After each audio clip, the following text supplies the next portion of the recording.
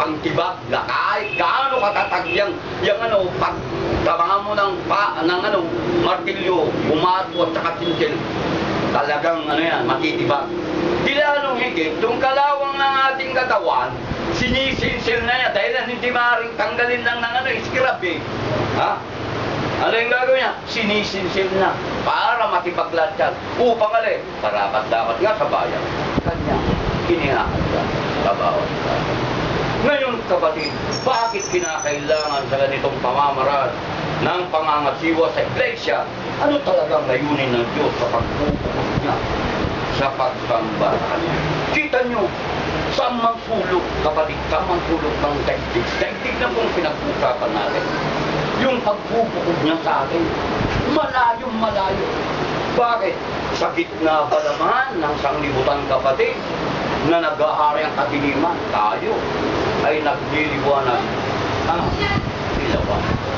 Kaya bukod na bukod, ano ba talaga ang nilayon ng Ama magmula ng una na kung saan nilayon ng Ama kabutihan at kapaginabang sa tao. Datapot ang tao, hindi na natili ro, kundi lumayo sa ganung pamamaraan at tinanggap pa ng tao yung kapamakang naghihintay kamatayan. Kaya kapatid, sa pamamaraan ng Iglesia, ano mga ba talagang layo ng Diyos? Tingnan nyo kapatid, tingnan nyo kung bakit itong mga iniutok ng Diyos nararapat po natin gawin. Bakit sa ganung pamamaraan ng ginawa? Ano ba layunin niya? Narito po, sulat ng Apostol Pablo sa Efeso, Kapitulo 5, talatang 27, at ito po ang ating patutungayan. Upang ang Iglesia o tayo, dahil ang Iglesia, mga anak ng Diyos, mga tao, lalaki at babae, ay mahiharap sa kanyang sarili na malwalhati, na walang dungis o kulubot o anumang gayong bagay, kundi ito'y nararapat, maging banal at walang katindakan. Kita nyo, ang lubos na nilayon ng Ama, na ang tao maging makakalanan, wala nang matuwid, wala nang mabuti, kahit isa. Datapot, itong ginagawa niyang ipinagtatagubiling, ito, kapatid, milayon siya. Ay kanyang iharap sa kanyang sarili na malinis, walang kapintasan, banal, walang kulubot, ni anumang bagay na hindi marapat na kanyang makita. Kaya nga tinitibag niya lahat ng mangtulog ng katawan mo. Kapatid, tinitibag niya yan. Bakit kasi? Natuto niyang linisin ang lahat ng bahagi ng ating katawan. Ayon po kay Apostol Pedro, tayo gaya ng batong buhay na nangatatayo bilang isang templong banal. Paano maging templo kung hindi banal yan? Malinis yan, no? Walang kulubo, walang kapintasan. Templo pa ng Diyos, kapatid. Yan ang marapat na katangiang karapat-dapat sa bayan na kanyang inihanda. Templo kang banal na lahat ng anggulo na kakakakitaan, walang iniwan, tinitibag niya yung kalawang na yan. Malinis. Kailan ang nilayon niya? Isang banal, walang kapintasan na iaharap sa kanya. Ganyan ang pangangasiwa natin. Nalubos po natin pahalaga. Napakasimple itong ipinag-uusap niya, kapatid. Dapat po itong nilayon niya. Kapakinabangan sa atin. Na hindi na po tayo marapat. Sa kanyang harapan, hindi na po tayo marapat. Sutunugin tayo lahat. Dapat po sa kanyang pagmamahal dahilan, ang Diyos pakibig. Kaya nga't lubos ka. Hinihikayat ang lahat ng tao ng mga kaibigan. Upang iharap ka.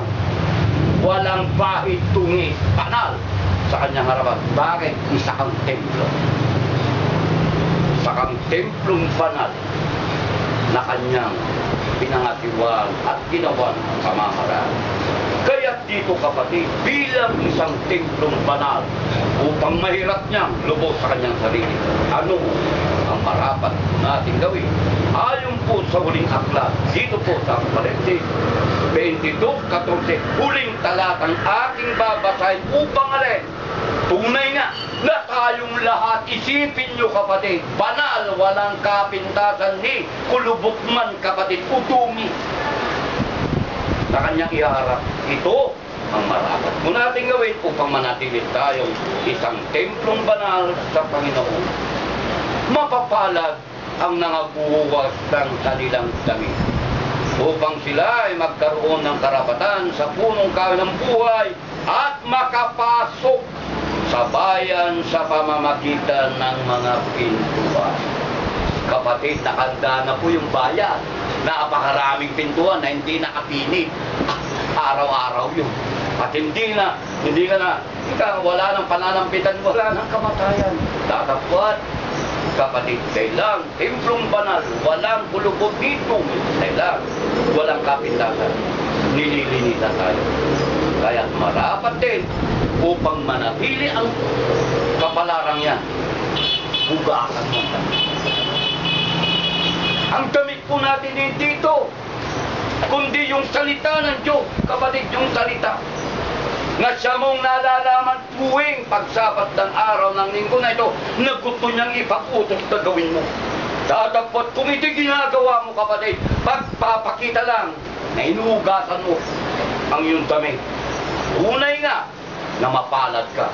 Kailan tunay na magkakaroon ka ng karapatan sa punong kahoy ng buhay at papasok magpakailan-kailanman sa bayan na unay na nakalaan ang mga pintuan.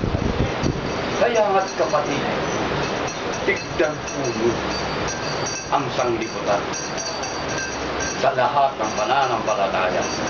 Gumagawa sila ng pamamaraan upang mangalubot ang kanilang kaalaman sa alin o mga puputok sa kalaman ng kalooban ng Ama at makalaman ng Amang Diyos. Tatapwat. Ginagawa pa, dinadagdagan pa. Kaya ang banal na kasulatan maliwanag na itinakda. Unang araw ng Sanlinggo, isa kanila mahaba raw yun, nalilimutan ng tao, kaya pinasok ang iba pa. Baka maya-maya yan, araw-araw. Dahil at ibang pakinabang ang kanilang nakikita. Hindi kagaya sa atin. Tayong lubos ay gumagawa. Upang alay, pagpapakita at pagpapatunay sa harapan ng Ama na may ika nga, pagkatiwala sa kanyang angking karunan. Dahil kami kapatid, ay tunay na ayaw namin mapahiran, na madumisan, kung magkaroon man ng kulubot, lalong higit sa inyo na aming pinagrinig. Tignan nyo kapatid, ang bawat gawa po namin ng mga ministro rito, alinsunod sa inyo. Sa pamamaraan, lalong harapan sa pangarapan ng Panginoon. Kaming lahat ang responsibilidad sa inyo. Bakit? Ang Ama ay magsasaka, kayo'y mga tanim. Di po ba? Mga tanim niya. Paano na ipagpapatuloy na kayo'y uunlad, kayo'y lalakad, titibayin yung pananampalataya kung wala yung manggagawa. O, tanim kayo. Kami lang po naman ang nagbibigay ng tubig, nagbibigay ng pataba. Upang alin? O, bilang isang tanim ay talagang lalago. Di po ba? At mamumunga ng itim. O, kita nyo kapatid, ang mga nakalagay dito ang iniisip sa inyo. Bakit kasi? Kayo rin ang patunay sa amin. Nalin? Bilang tagamanggagawa, o kayo'y dalhin natin pastulan. Pagdating ng paghahatol ng Panginoon, puro kayo payat, namumutla, nangamamatay dahil hindi napapainom, hindi napapakain. Sino ang unang kapuputan at magagalit? Hindi ba yung pastol? Pastol kami kapatid, pinapatulan po namin kayo. Kung iharap kayo sa Panginoon, nalin, puro payat, nangamamatay, unang-una kami ang pagagalitan at talagang tutunugin, di ba? Kayo rin ang magpapatunay, kaya't bigayan kung paano ginagawa namin ang aming angking katungkulan, naway kayo din kayo. Dahil kayo ang magpapatunay sa amin at kami rin naman magpapatunay sa inyo. Kanyan lang kapatid. give and take lang. Dahil lang pari-parehas tayo magkakapatid. May angking kalagayan kami, datapwa, pari-parehas tayo. Harapan ng kanila. Magawa ng kanyang angking katungkulan upang alin, mga gala at mga tayang totoo ang ating Panginoon na pinaglilingkuran po natin sa kita. Napakagaan po ang kanyang pinaglilingkuran. Lalo higit yung kanyang ipinagpapalagan. Kaya lubos din naman ang ating handa upang gawing lubos, upang ating pong inihahanggan ng paglalati at paglilingkod ang Amang Diyos. Minsan ba, mga minamahal na kapatid, ito po, tayo na nga po pagkalaman. Mawari pa kayo sa pagkain na nga po tayo sa aral ng Amang Diyos. Dahil naman ako'y kinabit upang i-aral ito ang Ama ang nangaral sa bawat isa. Minsan ba, hinihiling kong tumayo tayo pag-aral ng isang araw.